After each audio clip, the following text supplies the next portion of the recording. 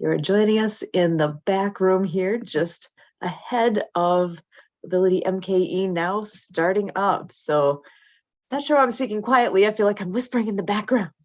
We got about 20 seconds of quiet here, and then we are about to begin.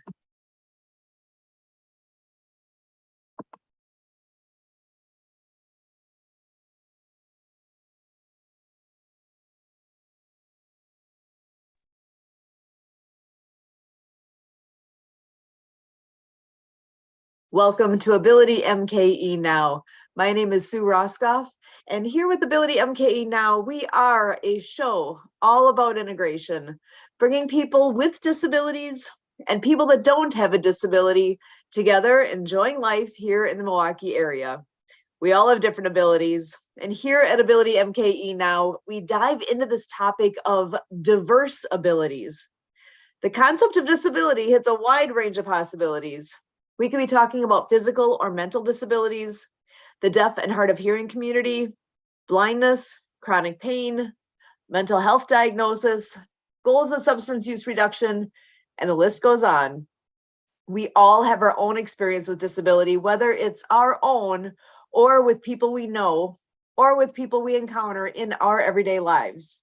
Here at AbilityMKE Now, we break down the barriers and celebrate the ability in all of us. We have a lot of different things that give us reason to celebrate today. One of the big things is, this is July. So in our little corner of the world, we have a lot of big things to look at. The anniversary of the Americans with Disabilities Act is coming up next week. So it is 33 years old as of the 26th of July, which is amazing. It still blows my mind that it really did. It took an act of Congress to make it be an acceptable, normal thing to have accessibility. It's just the way it is. And there's so much that's happened, so many great improvements that have taken place. There's still a long ways to go, but there's a lot of amazing things that have come along since that's all gotten into place. One thing that is local and huge, I want to share, if you haven't heard this yet, I'm guessing many have, but there is a Universal Ability Park that is going to be going in on Wisconsin Avenue. It is currently the Wisconsin Avenue Park at 10300 West Wisconsin Avenue over in Tosa. They are going to be renaming that park Moss Universal Park, that is my understanding, is that is going to be the official name. And it is a universal park. Okay, what the heck does that mean? Universal park. It means that it is literally for everybody. What doesn't matter your age, doesn't matter your ability / disability, it doesn't matter. There is activity and accessibility for literally everybody. So I am super excited about what I'm hearing with all of the plans that are in place for this. I'm actually looking at some of the resources in front of me here that they have listed. So Universal Park, it is not just a playground. I'm actually reading some of this from their information so I can give you exact detail. The park is more than just a playground. Universal Park is 18 acres of recreational space for individuals of all ages and abilities, from play to fitness, athletics to picnics. Do you know, actually, they've got a couple statistics in here that I think is amazing. How many people do you think have a disability in Southeast Wisconsin? Now, if you would have asked me that, I actually am not sure what number I would have come up with, because I'd never really thought about that. But here I'm seeing a statistic listed of 190,000 people have a disability here in Southeast Wisconsin. And 54% of those people with disabilities engage in no leisure time. Now, let that sink in for a second. Wait, what?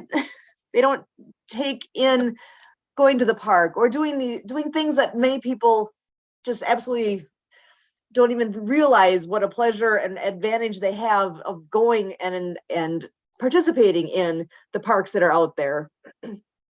So this park is not just for kids. It's going to be a place for anybody, any ability to participate.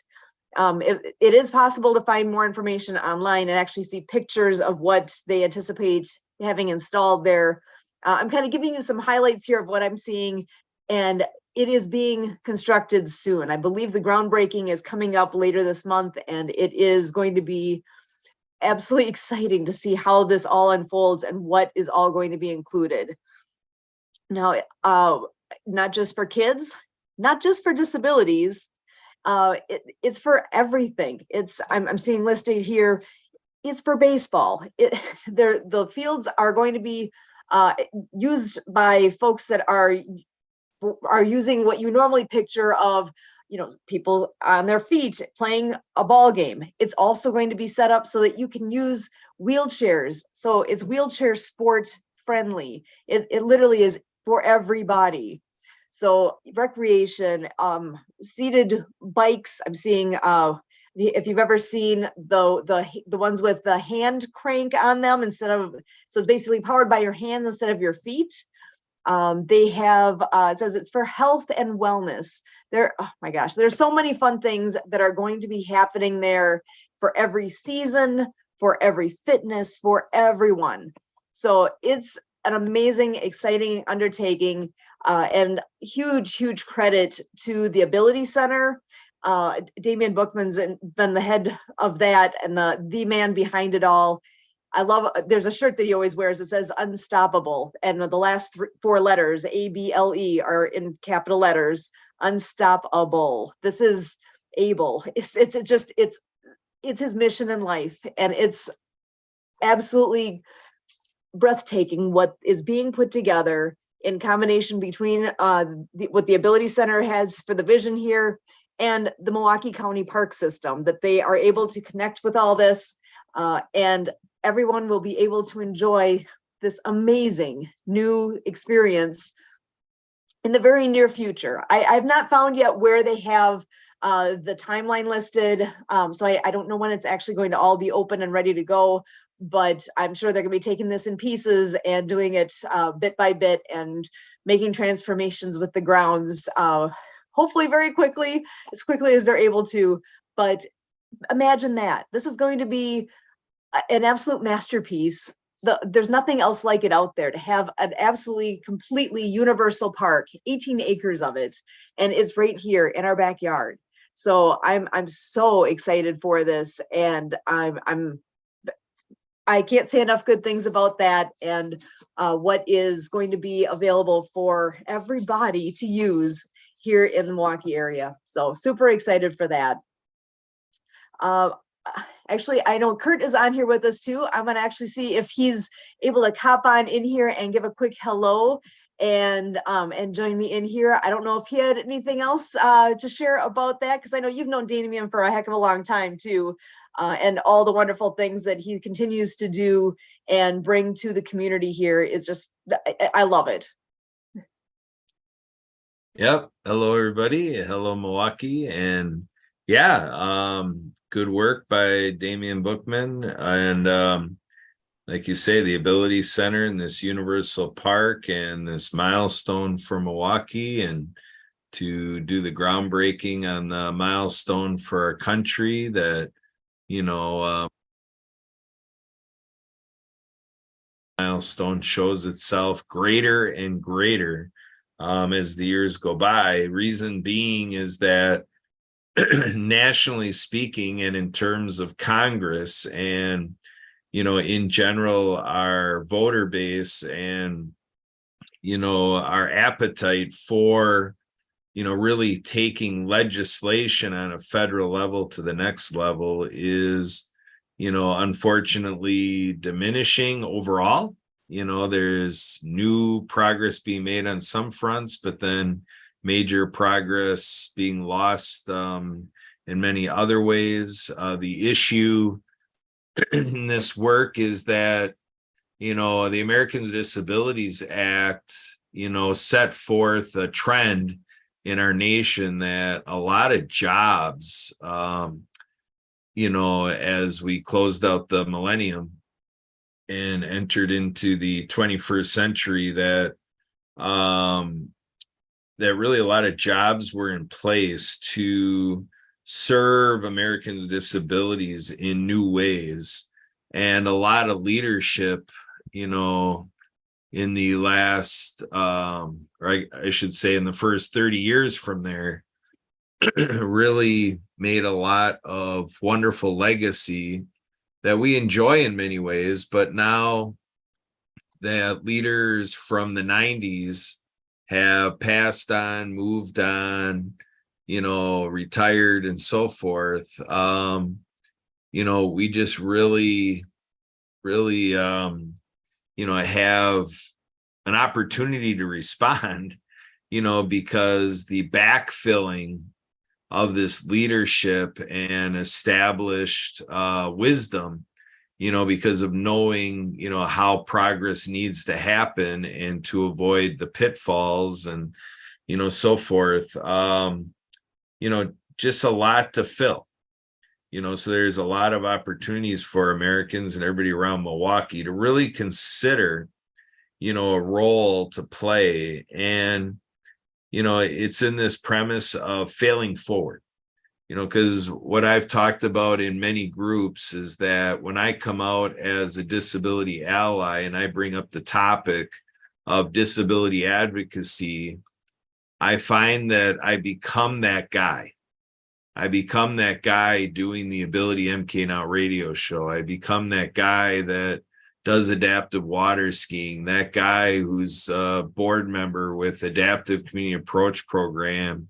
And it becomes a news item where, I'm that guy that's involved with the disability community. And when people really start to refer to me that way, it really brings out that the other people are not as much viewing themselves as being involved with the disability community. And I know this all too closely because that's the way I've been telling my story, that I'm 51 years old. And so the story is it took until I was entering my 40s before Sue and I really got into the game the way we present here at River West Radio on AbilityMKE Now. So a lot of things had to come into place. And so I've really gotten to a point where recruiting disability allies is the practice that I am working with everybody on. I view it as an all hands on deck initiative, because what that means is that for all of our River West Radio listeners and, everybody that, finds out about AbilityMKE Now one way or another, the capacity that we're talking to is to say, what is it that whoever is out there, what is it that I can do to really be more serious about, what I can do to make Milwaukee a better place for people with intellectual and developmental disabilities? What can I do to help Milwaukee be a better place for people who are blind or visually impaired? How about Milwaukee being better for people who are deaf or hard of hearing, and not being like Milwaukee, like let's hit up the city of Milwaukee, or, maybe work with the work that they're already doing or the county and so forth, but to really build these relationships with Milwaukeeans with physical disabilities or whatever, and in a natural way, because there is this thing of objectification where we can go out there and say hello and introduce ourselves because they are a person with a disability. We don't want to, make that's what my message is anyway. Kind of what I feel I've learned through people I've met through Independence First and through the Ability Center and through adaptive water skiing is that, people with disabilities live with these nuances every day. And so at 365 days a year of thought to, how community and how other people, just people around, how we can all do this better. The idea is to ask somebody with an intellectual and developmental disability, how can I do this better? Or just, because that's what Sue and I have had to do. Right, Sue? Exactly. That's even when you talk about all of the lessons we've learned through our sports aspect of what we've done over time here with the adaptive water skiing, and which has also had led us to other adaptive sports, so things that we've learned more and more about and have had the opportunity to participate in over the years. And that valuable lesson that still stands out in my mind. I can still picture being at that rock climbing wall where there was a participant who had so I don't even remember exactly what the disability was that the individual had, but you had this super eager volunteer that was looking to assist them in their climbing the rock wall, and that person had to basically have the volunteer just slow down, take a moment, because that individual, the participant, is like, I know my disability. I can, let's do this together. You don't know me well enough to know what my abilities are just yet. So let's team up and follow my lead, because I do know what I can do and where I need help and how we can do this best together. Just because, somebody super eager volunteer wanting to do all the things for the person, and that wasn't what that person needed at that moment. That, it's one of those things of perspective, and taking that in and understanding that everybody needs something different. And it could be even another example that often comes to mind is the friend that's using a wheelchair. It's like, and that's one that it's not a power wheelchair. It's one where they roll their wheels themselves with their hands. And I know people always want to just rush up and grab the back of their chair and push them around. And often it's like, hey, I feel like I'm helping the person, right?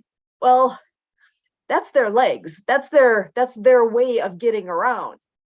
They're good at it. That's what they do all the time. If they want help, you can ask, hey, can I help? Would you like that? Would that be helpful? Actually, more often than not, I've encountered people who are saying, you know what, I'm fine. This is my normal. This is what I do. Ask that I don't think anybody would ever be offended by somebody offering help, as long as it's done respectfully and all that. You don't know what a person needs unless you ask.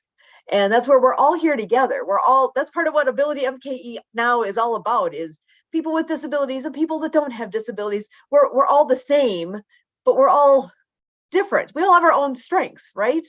I have a lot of strengths, but I also have a lot of things that are definitely not a strength. I've got definite things that could be better, but based on what? I have my strengths. Kurt, you have your strengths. Everybody we know, everybody comes to the table with their own strengths. And it might be, it could be anything. It doesn't really matter what it is. It's why we're all built different for a reason. We all are built different so that we can do the things that we are good at, that we can get better at the things that we can get better at, and that we all bring our different strengths to the table to be a stronger community, a stronger group, and can be as powerful and impactful to the world as what we can be. So I do want to take a moment and just have a moment of reflection here, because this weekend actually is kind of a big deal. And again, thinking back to my own little corner of the world here, a lot of what we've been doing all these years has stemmed from the adaptive water skiing. And I'm excited for this weekend because it is a huge celebration time and competition time for all the teams in the state of Wisconsin that do show skiing, the water skiing on in the show fashion, kind of like what you picture Tommy Bartlett shows were like.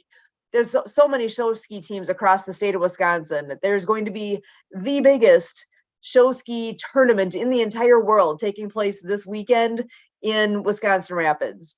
And why it's so significant to us is with what Kurt had teamed up with the Wisconsin Water Ski Federation on all those years ago. It would have been 2014, the summer of 2014, so 9 years ago, when we were able to do a whole bunch of adaptive skiing demos at that state tournament. And that is really where the magic happened.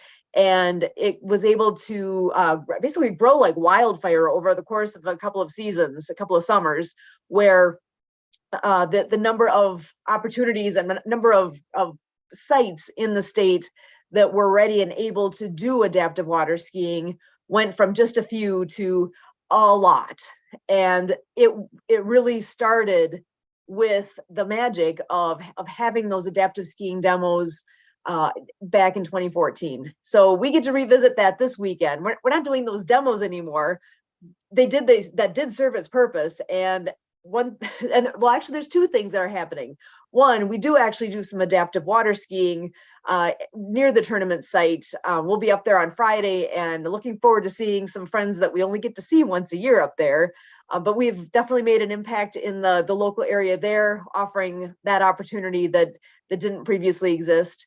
And gotta say, last summer, when we were watching the tournament itself take place, I saw one of the coolest things ever. During one of the ski shows, they had adaptive skiing actually included in the show. So let's see, they had an individual in a sit ski, like what we often go, with one person on each side. So a total of 3 people, 2 stand-up skiers and a sit ski in the middle. And what do?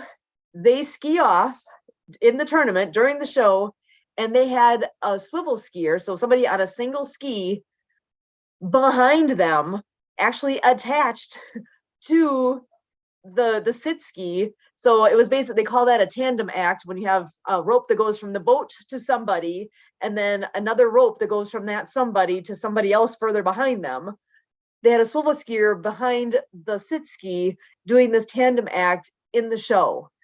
I cannot even tell you how much that audience just absolutely blew up with excitement and applause, and people were on their feet. And because it just was the coolest thing ever to see that it has gone to that point where it is a new normal, that something like that can be part of all the amazing talent and sport that you see on the water, with the jump acts and the ballet lines of 10, 20, 30 girls behind a boat all at the same time, and these big tall pyramids that are 4 people tall, and some of them even 5 people tall. And in the midst of all this, you also have adaptive skiing right there as part of it. It's accepted now as this normal, and I cannot say enough good things about that, and look forward to seeing what cool things are going to be in the tournament this year and what things can we learn, and how can we make things bigger and better as we go forward. I am going to ask Kurt the question, though. You were the guy. You were known as the voice as well, because when a lot of when the demos were taking place, you were the guy on the microphone and telling the audience what the heck they're seeing on the water. I remember people coming up to you, and even the next summer, saying, I heard your voice, I heard it on the mic, I knew I had to get back out by the water and see what's happening, because somebody was going to come through with adaptive skiing, because they heard your voice. So when you think back on what that all was and what that all meant to you and your journey along the way, and now where we are today, what does that all mean to you? I'm going to throw it over to you, Kurt. Well, I mean, really the meaning to me is that I always talk about it, that it's through the sport that we love that we learn something very intimate in life. So it's evolved to where I talk about the 6-lane superhighway through which I experience life. And I really think everybody does, but I don't know that most people think of it that way. And so the 6 lanes, are something akin to some sort of faith life, or, how we connect to nature, whatever. There's that, connection that, sometimes it's talked about as a non-secular space, so there's that space or lane. And then we've got the lane of being of service to others, and then being a lifelong learner, how we respond to civic duty or participating or not in civic events and activities, and then being productive members of society and our economy with, a job or a business or something of that sort, how we're making money. And then all of these fun things where water skiing is one of a whole onslaught of options, but, whether it's entertainment, the arts, performing arts, sports, hobbies, pastime, leisure, recreation, travel, really think of all that. So to me, it's been amazing how, spending a decade in the sport of water skiing has really helped me tie a lot of things together in terms of how our world works and the culture, customs, and genetic memory that limits us in terms of making everything for everybody. So when you talk about the event this weekend, the thing that strikes me the most, which really brings me with a lot of reasons why I call people with disabilities the masters of ability, is because people with disabilities taught me what I needed to know to ignite this fire.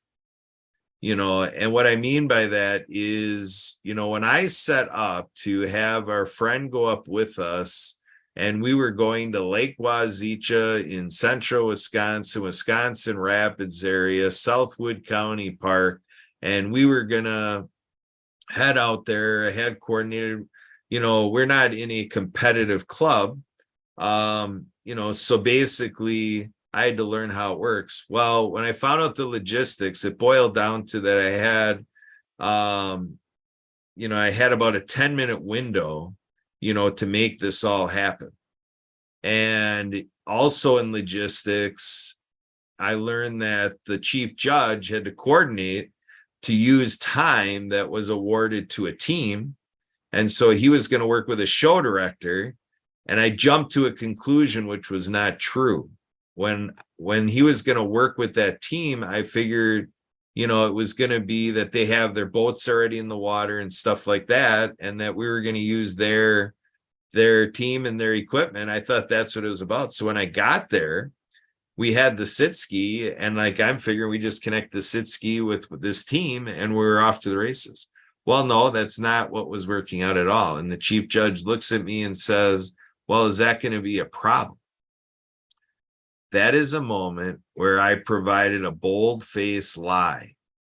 I said, nope, not a problem. All set. Just wanted to make sure I'm following what I need to do here. So, because he's like, I figured you had your own boat and everything. And I'm like, we're fine.